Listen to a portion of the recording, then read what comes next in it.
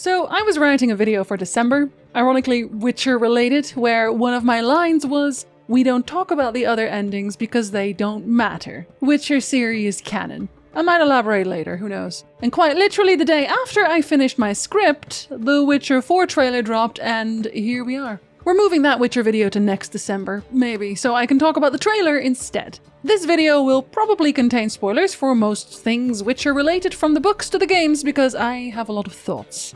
I've made The Witcher my whole personality over the years, and while I've tempered that a little, it's still about 75% of my entire being. So, let's go through the scenes and see what we've got to work with.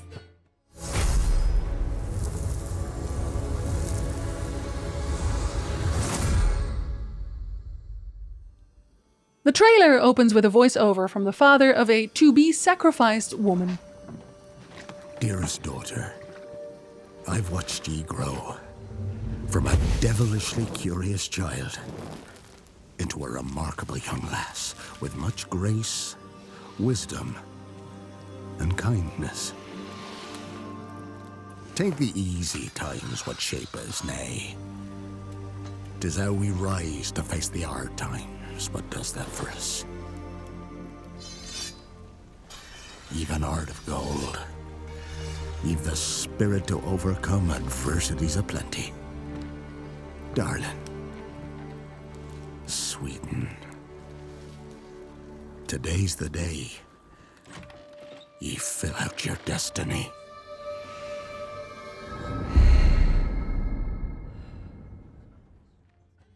This entire speech could just as well be Geralt talking about Ciri, which I think is a lovely way to pass the torch from father to daughter. The girl walks out in her ceremonial garb to be sacrificed to the monster in the woods. She herself also believes in her duty and doesn't seem at all to object to what's about to happen to her. But Ciri is also here and is recognized as a witcher when she tries to skulk into the forest too. A villager stops her and tells her not to intervene because it's tradition. The sacrifice is chosen by the gods. Ciri defies the man and says that the gods did not choose her, the villagers did.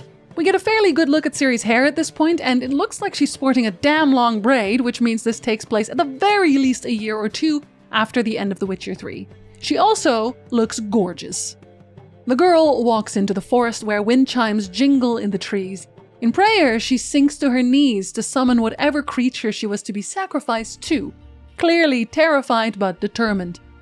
Ciri approaches her from behind, startling her, and tells her to return to the village. The girl retorts that she won't, she must save the village. Ciri answers that she should save herself, but they're interrupted when the monster roars from inside its lair. This is where we get a close-up of the Witcher medallion Ciri is wearing, a lynx head. Ciri enters the lair of the beast as a voiceover tells her to be away before her meddling kills them all. The monster attacks as more voiceovers speak of the ritual working and how the girl wasn't supposed to come back. At this point, Ciri drinks a potion that activates her Witcher cat eyes. They're white pupils with a blue iris. The monster seems like a giant Kikimora with a beak-like face, able to speak, and Ciri seems to be using Witcher signs like Quen. The beast says that fate cannot be changed, and then Ciri seems like she's drawing from the power, something she was not able to do after the books. She unleashes a massive shock spell on the creature, not a currently known Witcher sign, so likely higher level magic instead. She cuts off 2 of the monster's legs, then uses what might be Geralt's old silver chain to snag the creature and channel fire directly through the chain into the beast. The monster and the villagers' voices start overlapping, repeating that they were chosen and it was tradition, leaving some room to theorize that the monster was the previously sacrificed girl and each girl is in turn transformed into this creature through whatever curse haunts the village. Or the souls of the girls are consumed and become one with the creature after it kills and eats them. Although it could also simply be Ciri's memories and fears vocalizing. Ciri decapitates the thing and brings the head back as a trophy, but the villagers have taken this moment to simply stab the sacrificial girl to death with a wooden stake because it is tradition, super helpful. The father weeps for her, clearly beaten, trying to protect her. The villagers protest again that it was all they wanted, for her to go to the woods. It's what the gods wanted. Ciri turns to them and tells them that there are no gods here, only monsters, perhaps ready to turn her swords on the villagers instead. And that's the end of the trailer, but there are also a few interviews available to give us a few more bits and pieces to play with. The full interviews are linked below, of course. First, the village from the trailer is called Stromford, a small village where everyone knows everyone, a horrifying concept in and of itself. The villagers believe that the creature in the forest is a god, and it's the reason the fog is there, whatever that is. The Bauk is a monster from Serbian folklore whose presence can be identified through a sound that resembles fingernails scraping against wood. It plays with your fears and hides in dark places, waiting to carry away and devour its victims. The girl character in the trailer was called Mioni, and we will have an opportunity to play this side quest ourselves and possibly save her. The game takes place a few years after The Witcher 3's ending, but we don't get anything more specific. We do get confirmation that Ciri is the first Witcher by choice, and she is, at this point, fully mutated, while regaining her abilities as a source and using powerful magic. I say regaining because Ciri loses her ability to cast magic without a conduit during the books. I will now bother you with several book quotes in quick succession. Fire surrounded her, and beyond the wall of flames was a furious neighing. Unicorns were rearing, shaking their heads, and dashing their hooves against the ground. Their manes were like tattered battle flags, their horns were as long and sharp as swords. The unicorns were huge as war horses, much bigger than her little horse. Where had they come from? Where had so many of them come from? The flame shot upwards with a roar. The black-haired woman raised her hands, and they were covered in blood. The heat billowed her hair. "Let it burn, Falka! Let it all burn!" "Go away! Be gone! I don't want you! I don't want your power!" "Let it burn, Falka! Let it burn!" "I don't want to!" "You do! You desire this! Desire and lust seethe in you like a flame. The pleasure is enslaving you. It is might, it is force, it is power. The most delicious of the world's pleasures." Lightning, thunder, wind, the thudding of hooves and the neighing of unicorns galloping with abandon around the fire. "I don't want that power! I don't want it! I relinquish it!" She didn't know if the fire had gone out or if her eyes had clouded over as she slumped to the ground, feeling the first drops of rain on her face. The being should be divested of its beingness. It cannot be allowed to exist. The being is dangerous. Confirmation? Negative. The being did not summon the power for itself. It did it to save Iorveth. The being feels sympathy. Thanks to the being, Iorveth is once more among us. But the being has the power, should it wish to make use of it. It will not be able to use it. Never. It relinquished it. It relinquished the power. Utterly. The power disappeared. It is most curious. Then, when Ciri tries to use the power soon after this scene, magic might help her.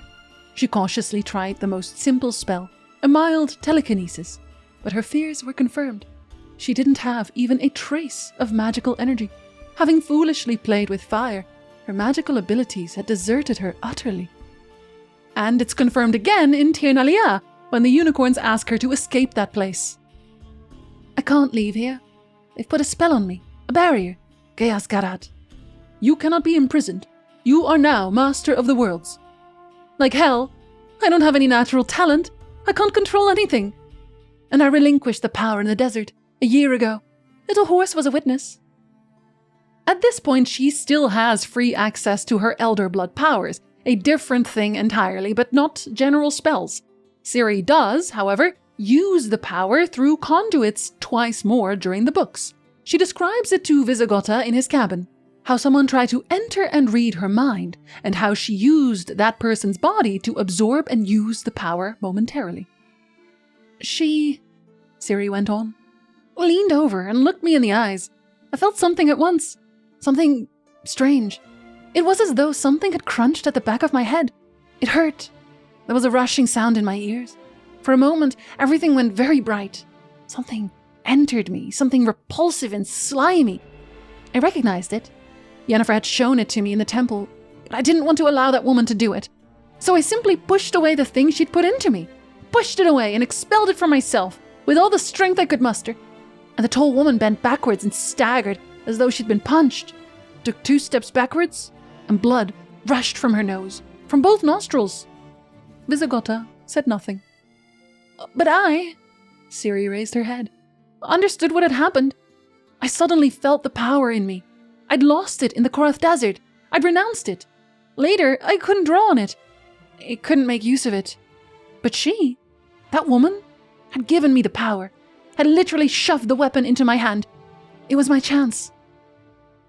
The second time is at the very end of the book series, not counting Season of Storms and the new book Raven's Crossing. There's a new Witcher book out. Did you know? Now you do. Anyway, the second time she uses a unicorn as her conduit. The unicorn came closer, neighed again, tapped with a hoof, and then struck the cobbles hard. He bent his head. The horns sticking out of his domed forehead suddenly lit up with a bright glare, a brilliance that dispersed the fog for a moment. Ciri touched the horn. Triss cried out softly, seeing the girl's eyes suddenly lighting up with a milky glow, saw her surrounded by a fiery halo. Ciri couldn't hear her, couldn't hear anyone. She was still holding the unicorn's horn in one hand and pointed the other towards the motionless Witcher. A ribbon of flickering brightness that glowed like lava flowed from her fingers.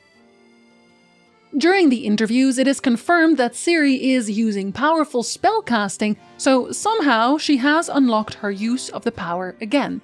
They also mention several times that there will be an explanation for every single piece of information shown because they care a lot about the canon. But I'm assuming that was true for every Witcher game, and The Witcher 3 broke canon several times over. Don't get me started on The Witcher 1, so grain of salt, rock of salt, maybe even. In one of the interviews linked below, the game director does specifically say, after being mutated, she is also able to use this magic. So, perhaps Witcher mutations in general have unlocked that part of her abilities again. And that brings me to The Witcher 3's endings. I made a separate video about this years ago. That video isn't around anymore, but my feelings haven't changed. The Witcher series is absolutely terrible at respecting specifically the bigger choices we make each game. Let's go down the list for a minute. Yes, I'm about to spoil the endings for every mainline Witcher game.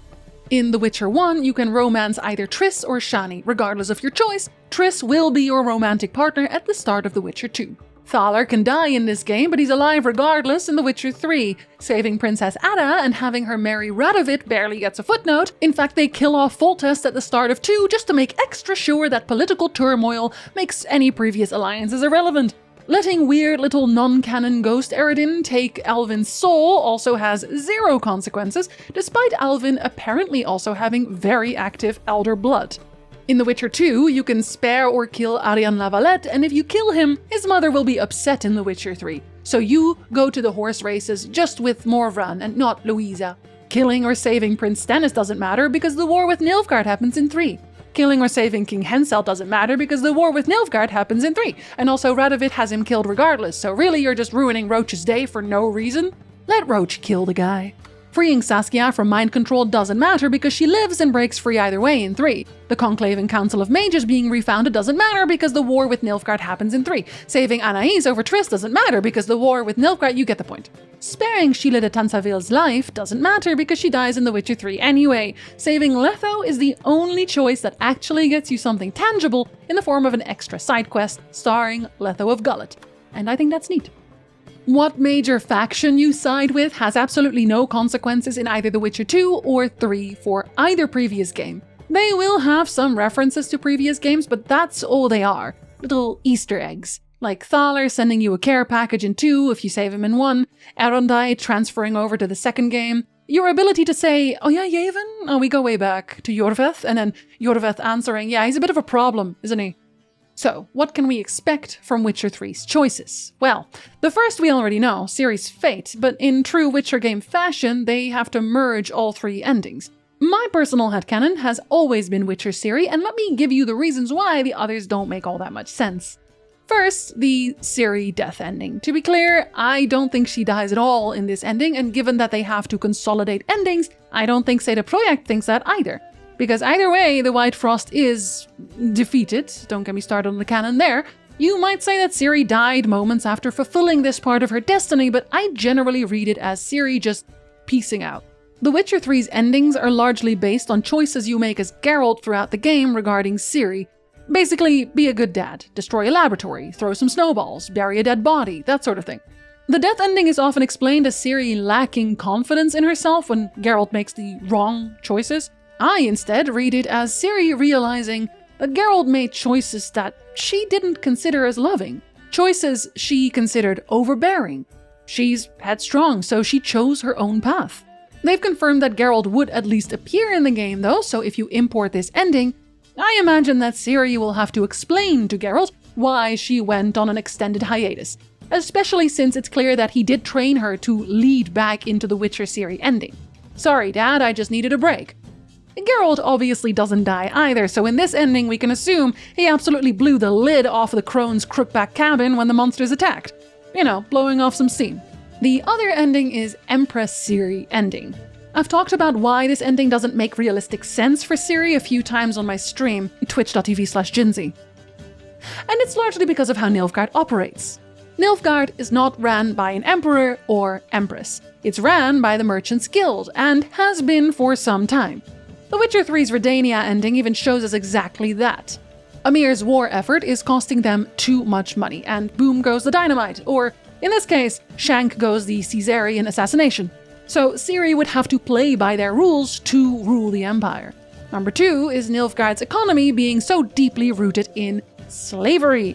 There's some real-world commentary for you about how things cannot be both cheap and ethical.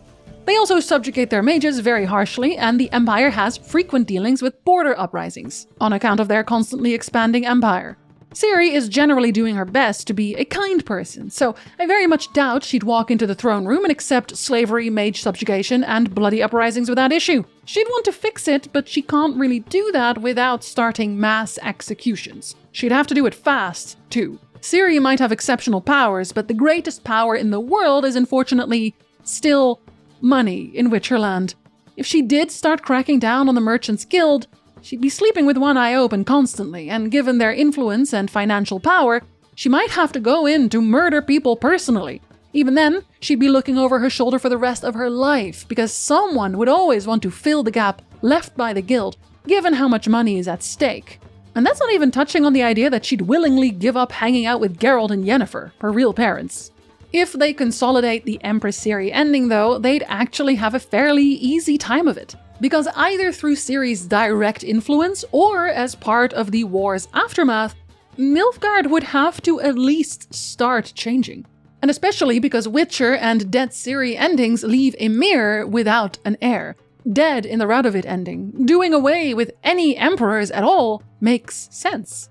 I think the Merchants Guild takes over Nilfgaard in a more visible way.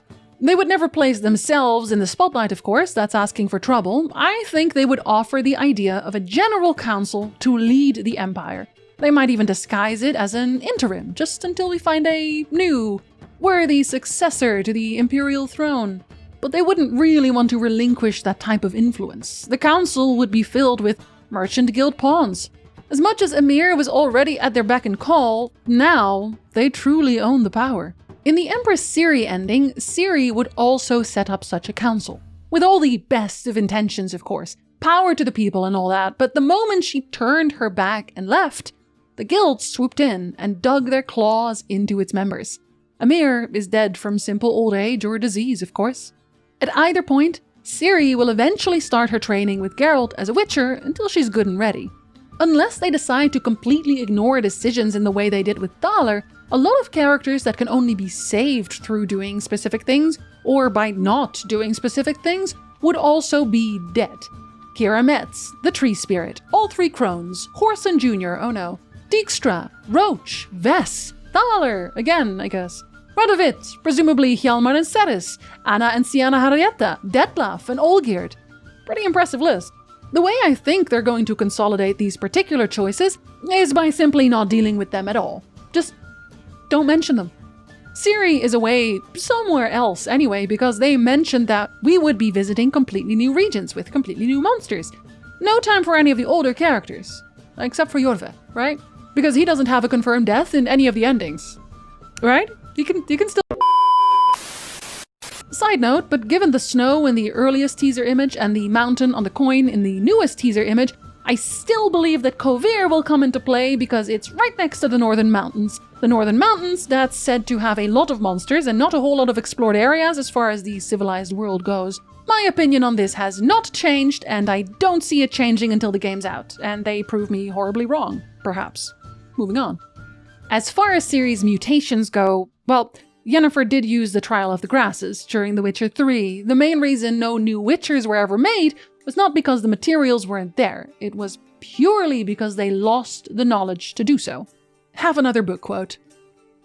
"It's clear," she suddenly thought, feeling a passionate arousal of an entirely different nature. "It's obvious. They want to mutate the child, subject her to the Trial of Grasses and changes.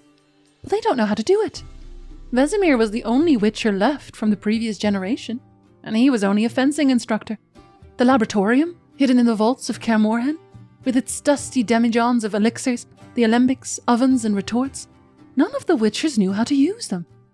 The mutagenic elixirs had been concocted by some renegade wizard in the distant past and then perfected over the years by the wizard's successors, who had, over the years, magically controlled the process of changes to which children were subjected.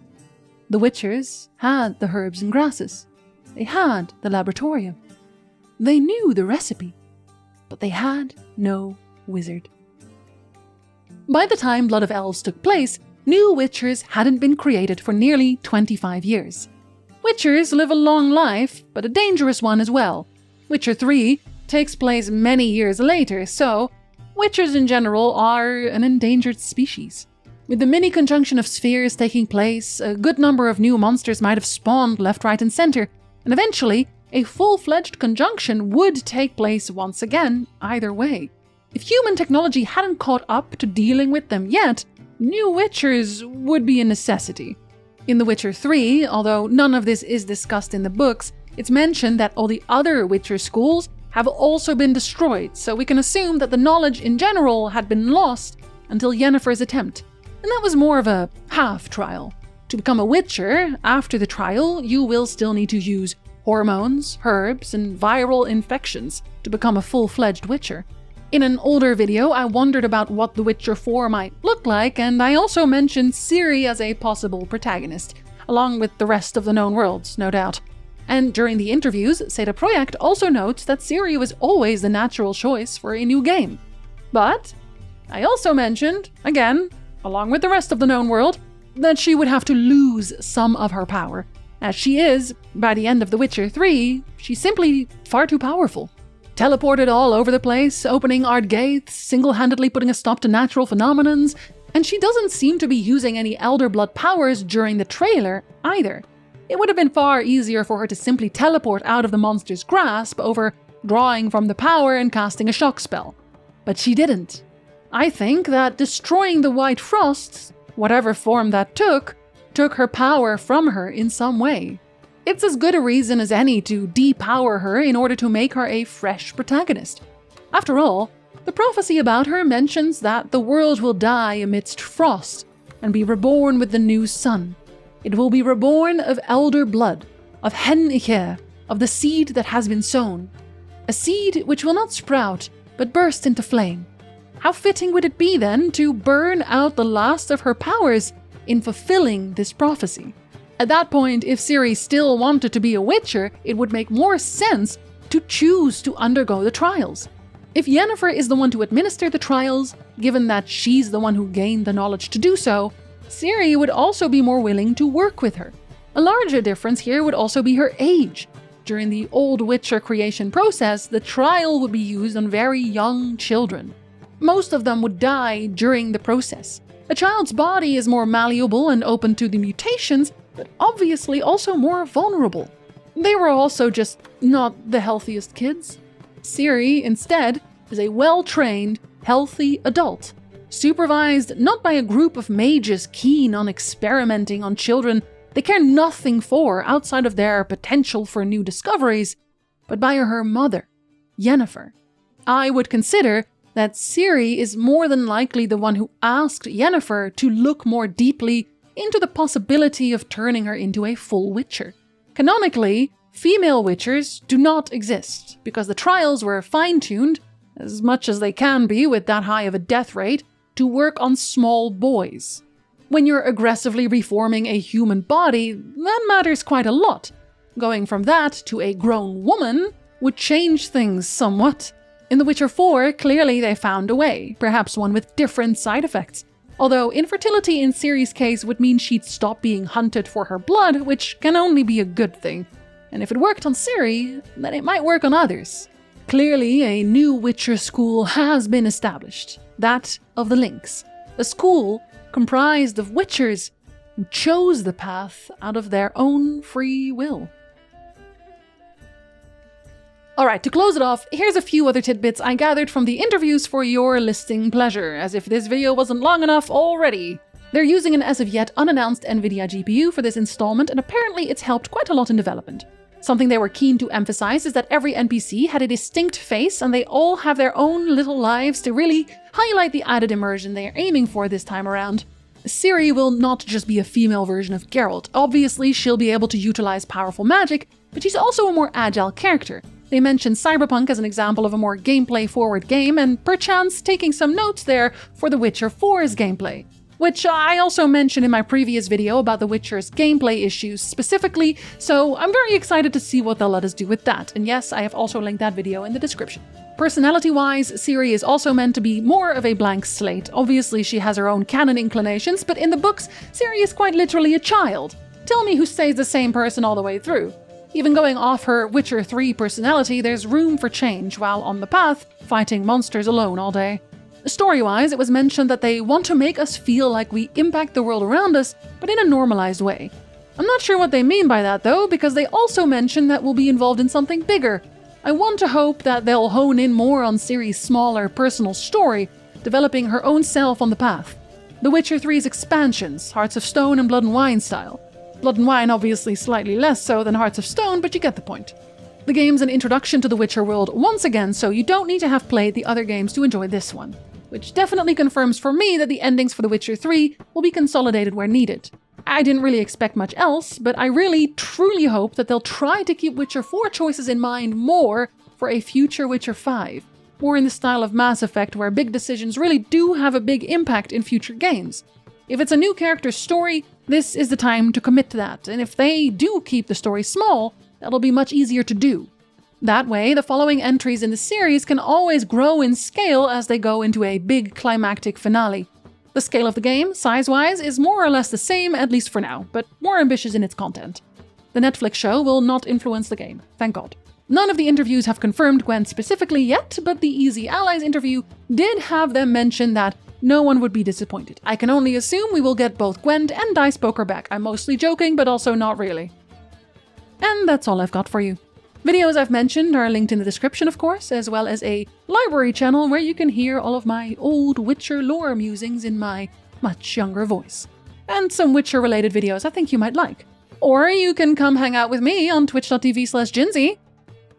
And you can talk to me about Witcher things, which I'm always happy to interrupt my stream for. As an aside, if they kill off Geralt in this game, I'm going to be very upset. Don't Joel Sede Projekt, I swear. None of us need that kind of drama in our lives right now, alright? We just lost Vesemir, we're still processing, let the man rest. It would also be very cool to see actual sea monsters in this installment at last. I say that even with my thalassophobia.